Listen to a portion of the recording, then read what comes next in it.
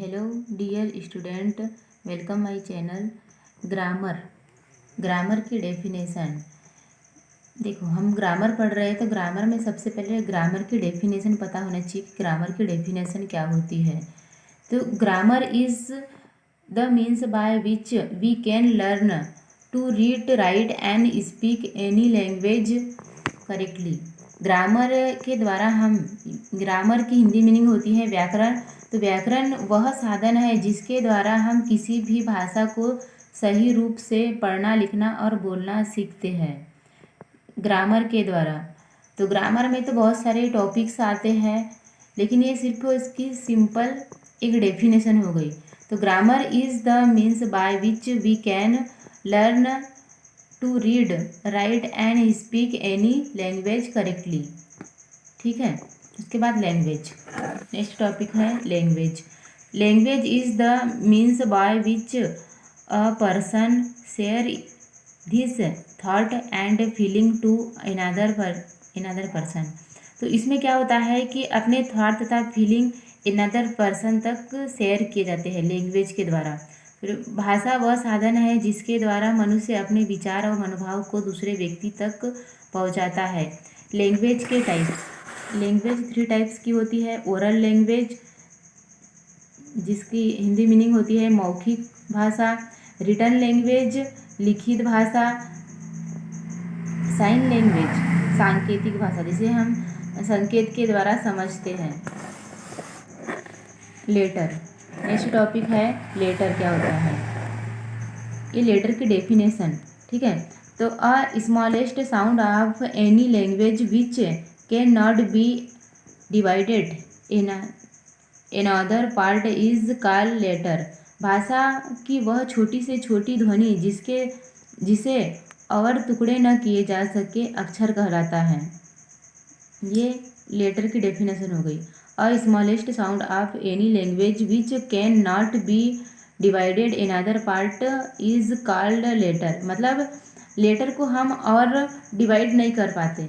Letter A to Z होता है, जिसे देखो ए को कोई डिवाइड कर पाता है क्या?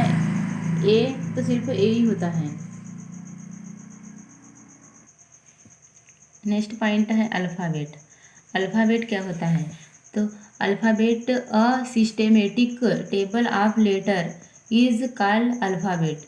अल्फ़ाबेट एक सिस्टमेटिक टेबल के रूप में होता है तथा ये 26 होते हैं A to Z। अक्षरों का क्रमबद्ध सारणी अल्फ़ाबेट या फिर वर्णमाला कहलाता है। Kinds of alphabet. अल्फ़ाबेट के टाइप्स होते हैं जिसमें vowels A E I O U, ये वावेल्स कहलाते हैं। वावेल्स की definition. Letter which are pronounce without help of the consonants are called vowels. तो जिस वर्ण को बोलने में व्यंजन की सहायता नहीं लेनी पड़ती वह स्वर कहलाते हैं। देखो, लेटर को कोई भी कॉन्सोनेंट्स, मतलब उसके प्रोनाउंसिएशन में कॉन्सोनेंट्स की आवश्यकता नहीं होती, वावेल्स कहलाते हैं। कॉन्सोनेंट्स में letter which are pronounced which the help of vowels are called consonants. Consonants के प्रोनाउंस, मतलब इसके प्रोनाउंसिएशन में कॉन्सोनेंट्स के प्रोनाउंसिएशन में वावेल्स की आवश्यकता होती है। जैसे आप बी बोलेंगे तो बी ई की आवश्यकता होती है, लेकिन ए में किसी अन्य कॉन्सोनेंट्स की आवश्यकता नहीं होती। जिस वर्ण को बोलने में स्वर की सहायता लेनी पड़ती है उसे व्यंजन कहते हैं। तो कॉन्सोनेंट्स को बोलने के लिए व्यंजन वावेल्स की आवश्यकता होती है। इसमें 2 टाइप्स के, मतलब 2 सेमी वावेल्स भी होते हैं, एक्स तथा वाई। ये 2 सेमी वावेल्स कहलाते हैं। वर्ड की definition. A collection are group of letter which some meaning called a word. अक्षरों का ऐसा समूह जो उचित अर्थ प्रकट करे शब्द कहलाता है। जैसे एग्जाम्पल के लिए मैंगो।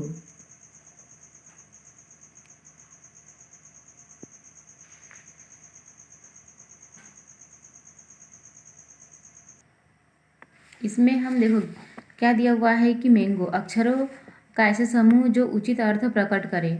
हमने अगर लेटर को आगे पीछे कर दिया, जैसे एग्जाम्पल के लिए मैंगो, तो ये अक्षरों का एक ऐसा समूह है जिसमें कोई अर्थ निकल रहा है। लेकिन अगर एग्जाम्पल के लिए हमने ANGMO ये राइट कर दिया तो इसका कोई अर्थ नहीं निकलता, इसलिए इसका उचित अर्थ भी निकलना चाहिए। ठीक है, नेक्स्ट टॉपिक है वर्ड। वर्ड तो हो गया सेंटेंस। नेक्स्ट टॉपिक है सेंटेंस। सेंटेंस क्या होता है? सेंटेंस की हिंदी मीनिंग होती है वाक्य। सेंटेंस की हिंदी मीनिंग होती है वाक्य। सेंटेंस की definition: a sentence is an arrangement of group of word put together in the definite order that expresses and complete a meaningful sense। ठीक है, इसकी और second definition: the collection of word which make complete sense is called sentence.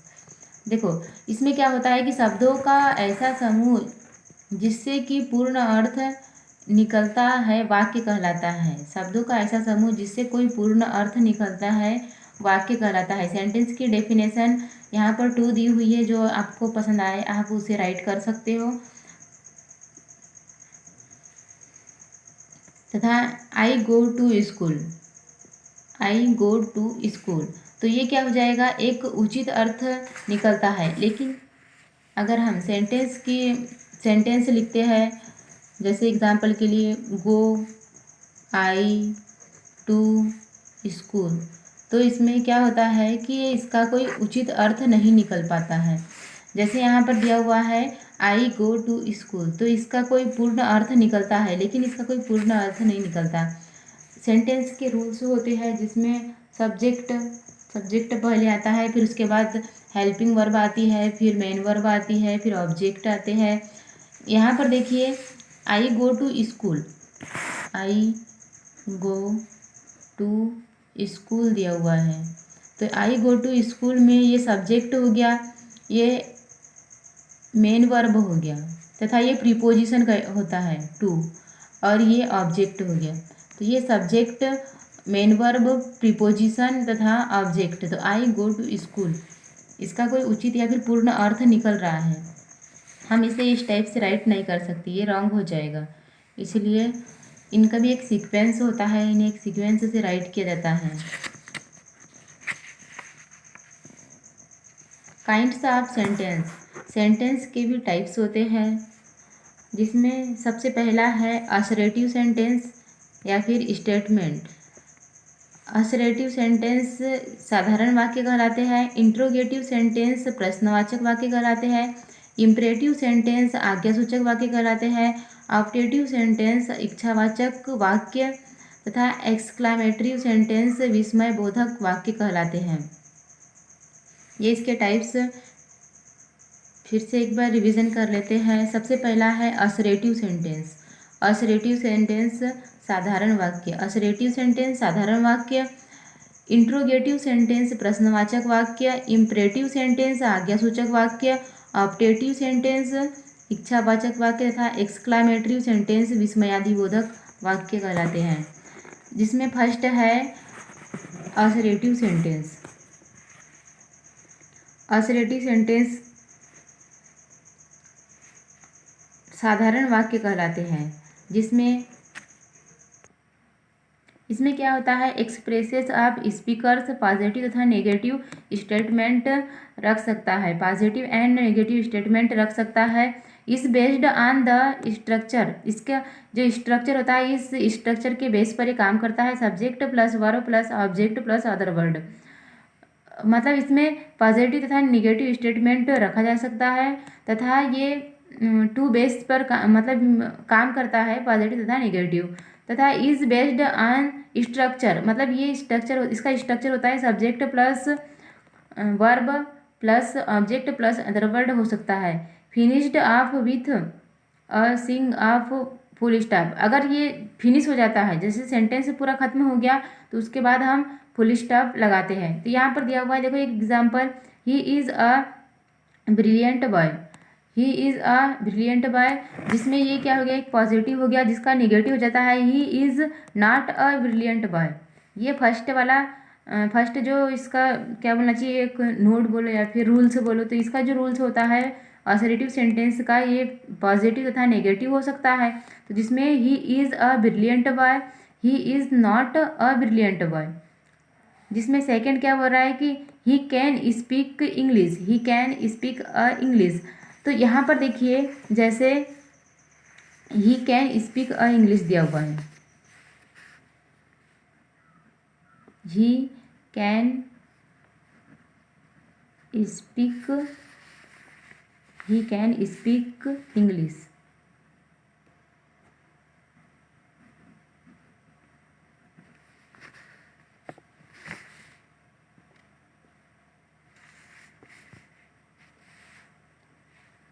ये हो जाता है subject, ये subject है।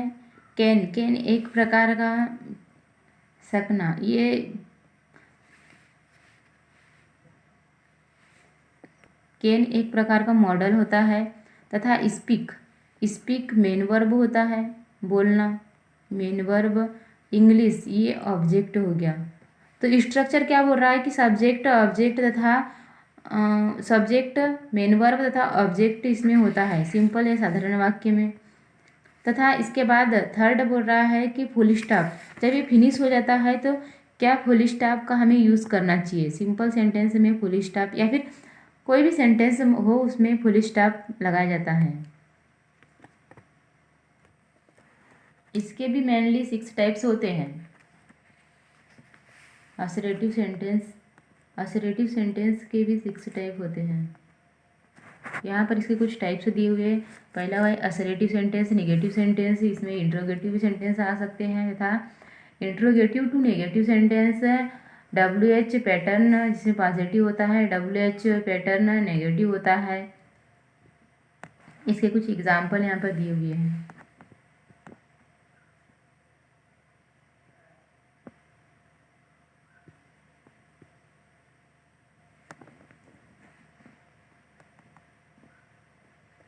Thank you.